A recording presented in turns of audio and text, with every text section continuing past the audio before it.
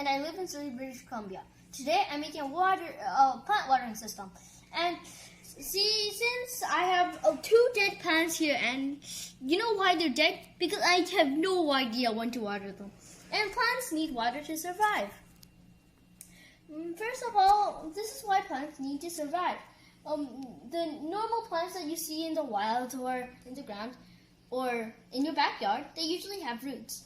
Into the soil, might be some water, and the roots bring that water into their leaves and create oxygen and sugar. They use the sugar to grow, and they let the oxygen out back into the atmosphere. And our house plants, I don't even use these for experiments or anything. They're just pretty and nice. It's just they died. So with this on the move, I don't need to worry about anything.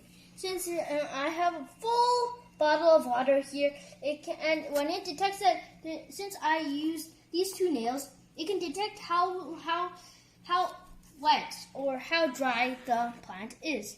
So when it's too dry, the servo motor will move this thing more downwards, so that since you see here the water, there's a leak here, so that the water can go into this, and then since it's very, very fast, it'll go like that, and then it'll go down into the plant. Unfortunately, my servo is dead, so I cannot show that anymore, but I can show you, since if I restart this for a second, and I press a button, if button A pressed. If I restart this, first you see, and then I put on, nothing happens. But when I press button B and then I press button A, it starts to show how wet it is or how dry it is. If I press A a few times, I need to wait for it to load to see how wet or how dry it is. Now it says an umbrella, which means that it needs to have water.